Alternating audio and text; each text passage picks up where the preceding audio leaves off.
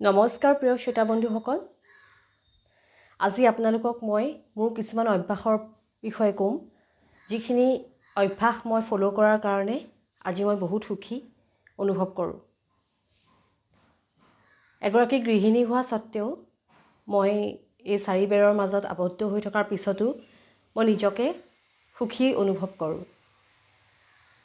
কাৰণ প্ৰথমতে মই 2012ত মই মাষ্টাৰ্ছ কমপ্লিট কৰিছিলোঁ। তাৰপিছতে মই চাকৰিত জইন কৰিছিলোঁ। মই চাকৰি কৰি থকা সময়ত মই এখন খোলা আকাশ পাইছিলোঁ, বহুত ধৰণৰ মানুহ লগ পাইছিলোঁ আৰু নিজৰ মনটো সজীৱ কৰি তুলিব পাৰিছিলোঁ।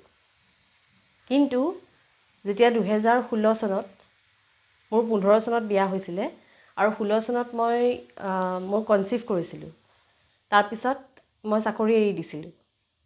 2017 চনত মোৰ ল'ৰাটো হৈছিলে আৰু সেই ল'ৰাটো হোৱাৰ পৰা আজি পৰ্যন্তলৈকে মই এই ঘৰতে বন্দী হৈ আছোঁ।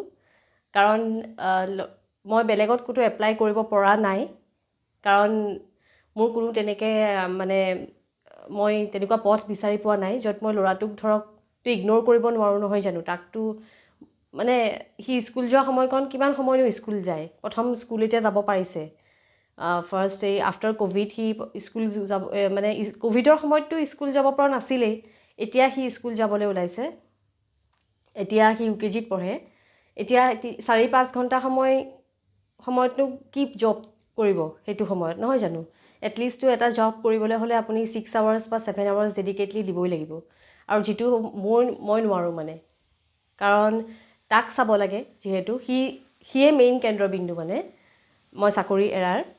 সেইকাৰণে চাকৰি নকৰা স্বত্তেও মোৰ উপায় নাইকিয়াত চাকৰি এৰিবলগীয়া হ'ল। তথাপিও মই নিজকে কি অভ্যাস লৈছোঁ, কিকেইটা হেবিটছ মই লৈ পেলাই নিজৰ জীৱনটো সুখী কৰি তুলিছোঁ, তাৰ ওপৰতে মই ক'ম। আৰু কোনটো বেয়া অভ্যাস মই এৰিলোঁ সেইটোৰ ওপৰতো ক'ম। ঠিক আছে। 1 নম্বৰটো হৈছে মই টিভি চোৱা একেবাৰে বাদ দি দিলোঁ। টিভিত যিবোৰ চিৰিয়েল দিয়ে, এখন চিনেমা চোৱাটো ডাঙৰ কথা নহয়, কিন্তু যিবোৰ চিৰিয়েলত শাহু বোৱাৰীৰ উপৰিও বহুত কিবাকিবি মাৰপিট এনেকুৱা টাইপৰ চিৰিয়েল দিয়ে। শাহু বোৱাৰীৰ মাজত কাজিয়া, হাজবেণ্ড ৱাইফৰ মাজত হয়, বিট্ৰে হয়, এনেকুৱা চিৰিয়েল সোপা চাই একো আপুনি ক্ৰিয়েটিভিটি নাপায়। বৰঞ্চ আপুনি বেয়া কিছুমান গুণহে আহৰণ কৰিবলৈ পাৰে, ভাল গুণ আহৰণ কৰিব নোৱাৰে। সেইকাৰণে মই টিভি চোৱা একেবাৰে বাদ দি দিলোঁ। টিভি চোৱা বাদ দিলোঁ, কিন্তু নিজৰ মই কিছুমান বস্তু ফ'ল' কৰিলোঁ। টিভি চোৱাৰ যিটো টাইম, সেইটো টাইমত মই নিজকে দিলোঁ। পেইণ্টিং কৰিলোঁ, লিখা মেলা কৰিলোঁ। এতিয়া মোৰ কবিতা পুথিখন নেক্সট ইয়েৰ ওলাব, আপোনালোকক জনাম তেতিয়া। এখন কবিতা লিখোঁ, তাৰপিছত পেইণ্টিং কৰোঁ। এনেকুৱা সৰু সুৰা কাম কিছুমান কৰি ভাল লাগে, সেইবোৰ কৰি থাকোঁ সেই সময়ত। আৰু ৰাতিপুৱা উঠিয়েই মোৰ মনটো ভাল লাগিবৰ কাৰণে মই গাৰ্ডেনিং কৰা আৰম্ভ কৰিলোঁ। গাৰ্ডেনিং কৰা ৰাতিপুৱা এটা আমেজ অনুভৱ কৰিব লাগে মানুহে। ৰাতিপুৱা উঠিয়েই চিধাই হৈ হাল্লাখন কিটচেনত সোমোৱাৰ আগতেই, হৈ হাল্লা হোৱাৰ আগতেই সেই ফুলখিনিৰ লগত অলপমান কথা পাতি লওঁ, তাহাঁতক পানী দি লওঁ। কিমান ভাল লাগে, মনটো আনন্দৰে ভৰি পৰে। সেই তেনেকুৱা কাম কিছুমান কৰিবলৈ আৰম্ভ কৰিলোঁ। টিভি চোৱা একেবাৰে বাদ দি দিলোঁ। গাৰ্ডেনিং কৰা আৰম্ভ কৰিলোঁ, লিখা মেলা কৰা আৰম্ভ কৰিলোঁ। মই গল্প কিতাপো লিখি আছোঁ। কেতিয়া পাব্লিছ হয় নাজানো, আৰু কবিতা পুথিখন আগতে পাব্লিছ কৰি লওঁ, তাৰপিছত মই গল্প কিতাপখনত লিখি আছোঁ। এতিয়া শেষ হোৱা নাই। এনেকুৱা কামবোৰ কৰিবলৈ ল'লোঁ যাতে মাইণ্ডটো সজীৱ হৈ থাকে। পেইণ্টিং কৰিলোঁ, নিজে পেইণ্টিং কৰা যিটো এটা ফ্ৰেম বনাই আনিলোঁ, ফ্ৰেমটো ৱালত লগাই দিলোঁ। এনেকুৱা টাইপৰ কামবোৰ কৰি মনটো খুব ভাল লাগে। নিজৰ পেইণ্টিংখিনি দেখিও থাকিলোঁ, মানুহ আহিলে মানুহকো দেখুৱালোঁ, তেওঁলোকৰো চকুত পৰিলে, নহয় জানো। তেনেকুৱাবোৰ ভাল লাগে। সেইকাৰণে সেইবোৰ কৰা ষ্টাৰ্ট দি দিলোঁ, টিভি ইগন'ৰ কৰি দিলোঁ। 4 নম্বৰ পইণ্টটো হৈছে ল'ৰাটোক বেছি গুৰুত্ব দিবলৈ শিকিলোঁ। ল'ৰাটোক তাৰ সি কি ভাল পায়, সি কি বেয়া পায়, কি খাই ভাল পায়, তাৰ লগত তেনেকুৱা বস্তুবোৰ ডিছকাছ কৰোঁ আৰু তাৰ লগত বেছি ক্ল'জ হ'বলৈ চেষ্টা কৰিছোঁ। সময় এতিয়া এইটো কথা কোৱা নাই যে এগৰাকী চাকৰিয়াল গৃহিণী চাকৰি কৰি থকা এগৰাকী স্ত্ৰীয়েও ল'ৰা ছোৱালীক মানে বেছি গুৰুত্ব দিব নোৱাৰে, মই সেইটো কথা কোৱা নাই। চাকৰি কৰি থকা এগৰাকী স্ত্ৰীয়েও গুৰুত্ব দিয়ে, কিন্তু তেওঁলোকে এটা টাইমত গুৰুত্ব দিব পাৰে, কিন্তু গোটেই সময়খিনিতো ল'ৰাটো বা ছোৱালীজনীৰ লগত থাকিব নোৱাৰে। মই সেই এক্সট্ৰা টাইমটো মোৰ নিজৰ ল'ৰাটোক দিবলৈ আৰম্ভ কৰিছোঁ, যিটোৰ ফলত সি মানে কিছুমান তাৰ দৃষ্টিভংগীটো বহল হৈছে। 5 নম্বৰটো হৈছে আনৰ লগত নিজকে কম্পেয়াৰ কৰা বাদ দিছোঁ। আনৰ লগত নিজকে কম্পেয়াৰ কৰা মানে এগৰাকী স্ত্ৰী আপুনি দেখিলে, ধৰক চাকৰিয়াল স্ত্ৰী এগৰাকী আপুনি দেখিলে, কিছুমান মানুহৰ সেই তেওঁ চাকৰি কৰিছে, মই এনেকৈ বহি আছোঁ, এই ভাৱটো ভাবে কিছুমান মানুহে, নহয় জানো? আপোনালোকৰ মাজতো তেনেকুৱা হ'ব পাৰে, কিন্তু মই সেই বস্তুটো বাদ দি দিছোঁ ভবা। আৰু আপোনালোকেও বাদ দিয়ক। যোন গৃহিণীয়ে এনেকৈ ভাবে সেই গৃহিণীসকলকো মই কৈছোঁ সেইটো ভবা একেবাৰে বাদ দিয়ক, কাৰণ তেওঁলোকৰ সমান কষ্ট আৰু কাৰো নাই। আমি ভাবিব পাৰোঁ অফিচত দিনৰ দিনটো বহি থাকে বুলি, কিন্তু তেওঁলোকৰো বহুত কষ্ট হয়।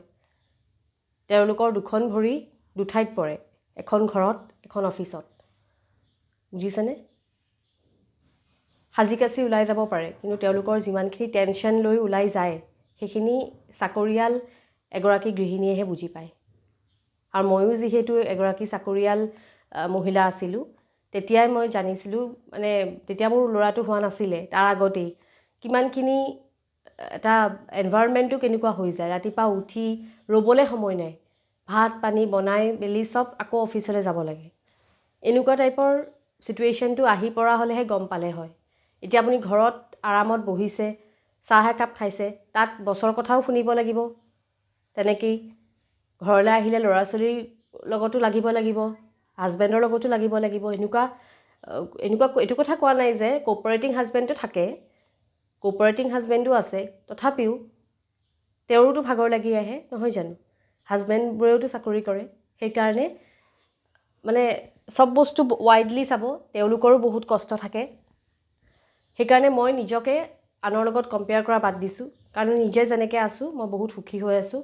মই আনৰ লগত কেতিয়াও নিজকে কম্পেয়াৰ নকৰোঁ, আৰু মই নিজে বহুত সুখী এইকাৰণেই হৈ আছোঁ কাৰণ মই এনেকুৱা কিছুমান অভ্যাস অৱলম্বন কৰিছোঁ যিবোৰ অভ্যাসে মোৰ লাইফটো সঁচাকৈ চেঞ্জ কৰি দিছে।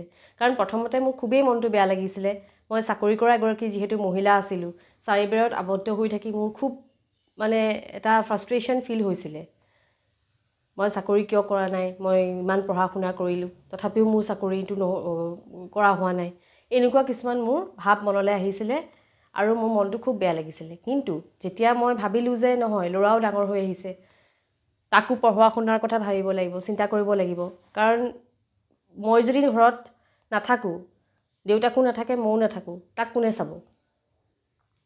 মোৰ মা দেউতাহঁত ঘৰৰ ওচৰত আছে, তথাপিও তেওঁলোকৰতো বয়স হৈ আহিছে, ইমান ৰেছপনচিবিলিটি এটা ল'ব নোৱাৰে, নহয় জানো? তেওঁলোকেও আমাক সৰুতে ডাঙৰ দীঘল কৰিলে, এতিয়া তেওঁলোককো অলপ ফ্ৰী দিব লাগে, নহয় জানো? তেওঁলোকে কিমান কৰিলে গোটেই জীৱনটো, এতিয়া মই যদি মোৰ ল'ৰাটো চম্ভাল বুলি যদি এৰি দিওঁ মাহঁতৰ লগত, তেতিয়াহ'লে সেইটো তেওঁলোকৰো ধৰক নিজৰ লাইফ এটা আছে, নহয় জানো? তেওঁলোকে যিমান পাৰে কৰি দিয়ে, হ'লেওতো ইমান দায়িত্ব দিব নোৱাৰি লোকক, নহয় জানো? আৰু মেইডৰ হাততো আপুনি ইমান ল'ৰা ছোৱালী ৰাখিবলৈ দিব নোৱাৰে, কাৰণ মেইডৰ ওপৰত মোৰ বিশ্বাস নাই। সেইকাৰণে নিজকে এনেকুৱা ভাবিলোঁ যে মই এগৰাকী ষ্ট্ৰং হোম মেকাৰ, মই এগৰাকী ষ্ট্ৰং মাক। আৰু সেই কথাটো যেতিয়া মই ভাবিলোঁ, সেই কথাটো যেতিয়া মোৰ মনলৈ আহিলে, মোৰ মনটো সঁচাকৈ সাহসী আৰু শক্তিশালী হৈ পৰে। সেই কথাটো ভবাৰ লগে লগে যে মই শক্তিশালী, ময়েই চাব লাগিব মোৰ ল'ৰাক, আৰু মই যদি অফিচলৈ গুচি যাওঁ তাৰ কি হ'ব? তেনেকৈ বহুত মাক আছে, তেনেকৈ চম্ভালে, মেইড লয়, লোকৰ ওপৰত ডিপেণ্ড কৰে, সেইটো কৰিব পাৰে, একো ডাঙৰ কথা নহয়। কাৰণ এটা ভাল চাকৰি মানে এৰিব নোৱাৰি, নিজৰ ল'ৰা ছোৱালীৰ কাৰণেও এটা ভাল চাকৰি এৰিব নোৱাৰি। এটা গভৰ্ণমেণ্ট চাকৰি যদি আপুনি পায়, সেইটো চাকৰি আপুনি এৰি দিবলৈ একো দৰকাৰ নাই। আপুনি সৰুতে পঢ়া শুনা কৰিলে, ইমান ভালকৈ পঢ়া শুনা কৰাৰ পিছত আপুনি চাকৰি পাইছে, আপুনি নেৰিব। কিন্তু যাতে ল'ৰা ছোৱালীটোৰ হাৰ্ম নহয় সেই কথাটো চিন্তা কৰি পেলাই আগবাঢ়ি যাব। কিন্তু মই যেতিয়া ভাবিলোঁ যে নাই মোৰ ল'ৰাটোৰ প্ৰব্লেম হ'ব পাৰে, কাৰণ সি এতিয়াও 5 বছৰ হৈছে, সি এতিয়াও সৰু, সি ডাঙৰ হোৱালে কথাটো বেলেগ আৰু, কিন্তু সি এতিয়াও সৰু, এইকাৰণে তাক মই কাৰো হাতত এৰি দিব নোৱাৰোঁ। কাৰণ মাকজনীৰ ভূমিকা বহুত থাকে এইখিনি সময়ত। সেইবোৰ কথা যেতিয়া মনলৈ আনিলোঁ তেতিয়া মোৰ মনটো সজীৱ হৈ গ'ল, মোৰ নিজৰ মনটো ভাল লাগি গ'ল। সেইকাৰণে আৰু 5 নম্বৰ পইণ্টটো হৈছে মই নিজৰ ঘৰখন, নিজৰ ফেমিলিটোৰ প্ৰতি বেছি গুৰুত্ব দিয়া হ'লোঁ। যিমান পাৰোঁ বেছি গুৰুত্ব দিওঁ। মোৰ ভূমিকা এই ঘৰখনৰ প্ৰতি, মোৰ ফেমিলিৰ প্ৰতি, মোৰ ল'ৰাৰ প্ৰতি বহুত। সেইবোৰ ভাবি পেলাই মই আগবাঢ়ি গৈছোঁ। আৰু মই নিজকে খুব ভাল পাওঁ, মানে চেষ্টা কৰিছোঁ ভাল পাবলৈ। সেইটো মোৰ 6 নম্বৰ পইণ্ট। মই নিজকে ভাল পাবলৈ শিকিছোঁ। ভাল পাবলৈ শিকিছোঁ মানে চাবচোন, এগৰাকী গৃহিণী মানে এই মূৰত খোপা বান্ধিলে, য'তে ত'তে চুলি ওলাই থাকিলে, মুখত কোনো ক্ৰীম চিম নাসানে, নিজৰ মেইনটেনেঞ্চ নাই কোনো, এনেকৈ থাকে এগৰাকী গৃহিণী, হয় নহয়? বহুত গৃহিণীক দেখিছোঁ মই তেনেকৈ থাকে। কিন্তু মই তেনেকৈ নাথাকোঁ। মই নিজৰ ৰূপটো মই প্ৰেজেণ্টেবলকৈ ৰাখোঁ। আপোনালোকেও সেইটো অৱলম্বন কৰক। প্ৰেজেণ্টেবল যিটো ৱে, সেই প্ৰেজেণ্টেবল ৱেলে নিজৰ হেৰিটো লৈ লওক। মই আপোনাক মেকআপ কৰিব কোৱা নাই। আইনাখনৰ ওচৰত নিজকে চাব, অলপমান চাই পেলাই অকণমান লাইট কাজলডাল ল'ব, লাইট লিপষ্টিক ল'ব। এই কিছু গৃহিণীয়ে ভাবে মই ঘৰতহে আছোঁ আৰু কোনেনো মোক চাব, এনেকুৱা টাইপৰ মেণ্টেলিটিৰ গৃহিণীও মই দেখিছোঁ। কোনেও মোক নাচায়। কিন্তু আপোনাক যদি ভাল পায়, আপুনি আনৰ কাৰণে সাজিব কিয় লাগে? নিজৰ কাৰণে সাজক। নিজকে যদি আপুনি গুৰুত্ব দিয়ে, নিজকে যদি ভাল পায়, নিজৰ কাৰণে সাজক। আনৰ কাৰণে কোনেও নাসাজে নহয়। আপুনি যদি নিজে ভাল পায়, তেতিয়াহ'লে আপুনি নিজকে সাজিবলৈ চেষ্টা কৰক, নিজৰ কাৰণে সাজিবলৈ চেষ্টা কৰক। আনৰ কথা চিন্তা কৰি, আনৰ কথা ভাবি যদি আপুনি মানে সাজিবলৈ যায়, তেতিয়াহ'লে আপুনি মানে লতা নহয় জানো? গৃহিণী হৈও আপুনি বহুত ষ্ট্ৰং হ'ব পাৰে। নিজকে আপুনি ভাল পাব পাৰে। সদায় লোকৰ কাৰণে গোটেই লাইফটো সদায় ডেডিকেটেই কৰি থাকে, নিজৰ হাজবেণ্ড, ল'ৰা ছোৱালীৰ কাৰণে। নিজৰ কথাও অলপ ভাবি চাব, নিজৰ কাৰণেও অলপ সাজি চাব, নহয় জানো? সেইকাৰণে নিজকে গুৰুত্ব দিয়ক। নিজে ভাল পোৱা খাদ্য, নিজে ভাল পোৱা কাম, নিজৰ বুলি কিবা এটা বস্তু আছে আমাৰো, নহয় জানো? সেইটোত গুৰুত্ব দিবলৈ চেষ্টা কৰক। মই সেই বস্তুটোত গুৰুত্ব দিয়া হ'লোঁ, আৰু মোৰ তেতিয়াৰ পৰা মোৰ মনটো খুব ভাল লগা হ'ল। সেইকাৰণে নিজৰ ওপৰত গুৰুত্ব দিয়ক, নিজে সুখী হৈ থাকক। আৰু এটা কথা সদায় মনত ৰাখিব, নিজকে কেতিয়াও লোকৰ লগত কম্পেয়াৰ নকৰিব।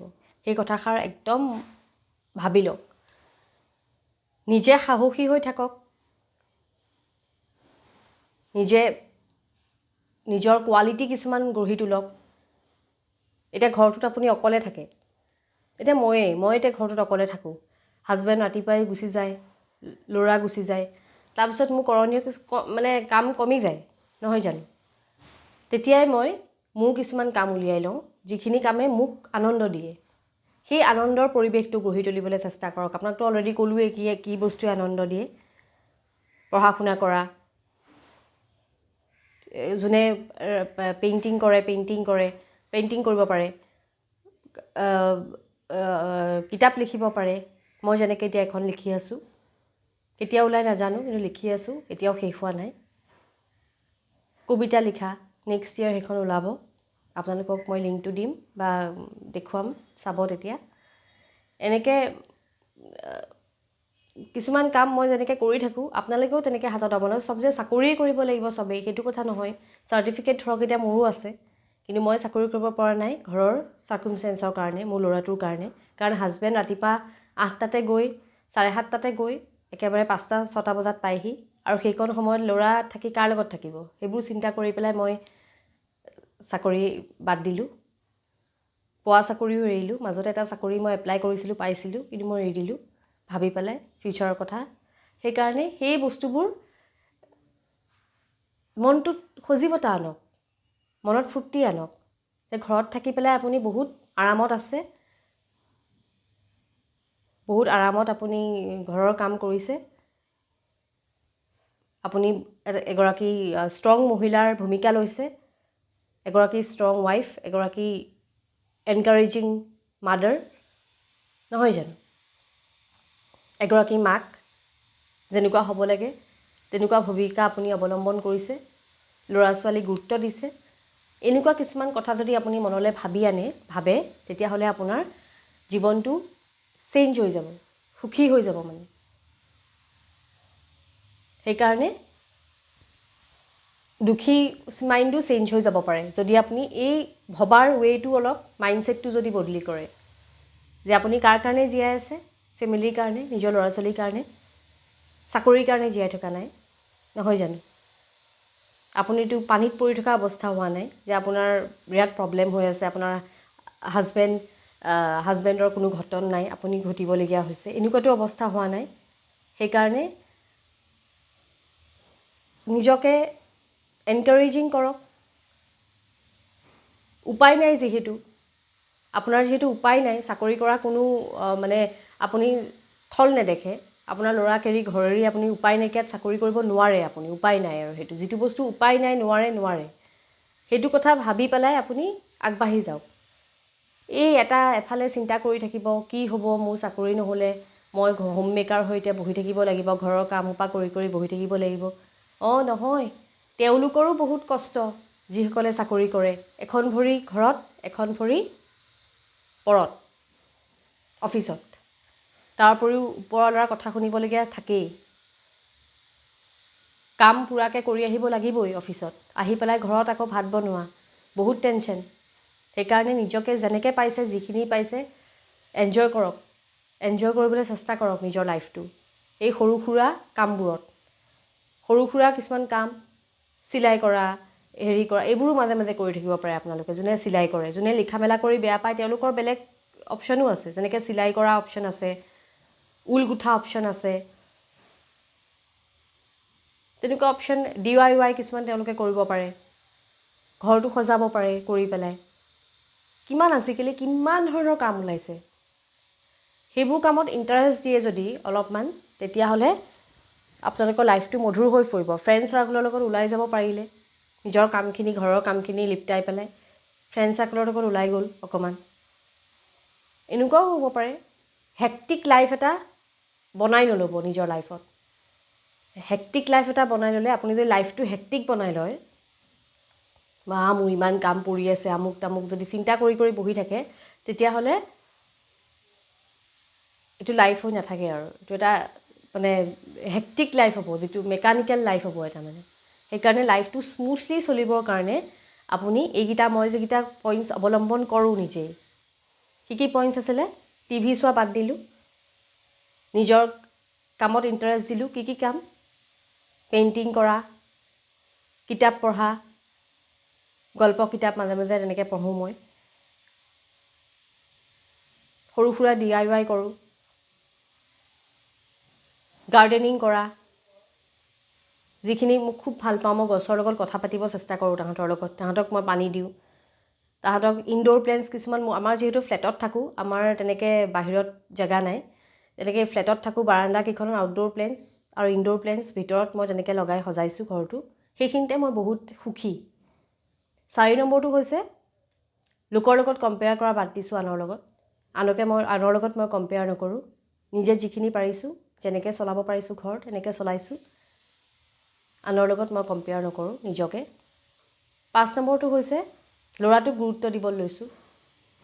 6 নম্বৰটো ফেমিলিৰ লগত টাইম স্পেণ্ড কৰিবলৈ লৈছোঁ, ঘৰখনৰ প্ৰতি গুৰুত্ব। বুজি পাইছে? এইকেইটা পইণ্টছ মই ফ'ল' কৰোঁ আপোনালোকেও কৰক তেতিয়া চাব আপোনাৰ জীৱনটো সঁচাকৈ মধুময় হৈ পৰিছে ঠিক আছে যদি আজি এই ভিডিঅ'টো ভাল লাগিলে লাইক কৰিব ছাবস্ক্ৰাইব কৰিব শ্বেয়াৰো কৰিব আকৌ আহিম মই আপোনালোকৰ ওচৰলৈ এটা নতুন ভিডিঅ' লৈ আজিলৈ আহিছোঁ নমস্কাৰ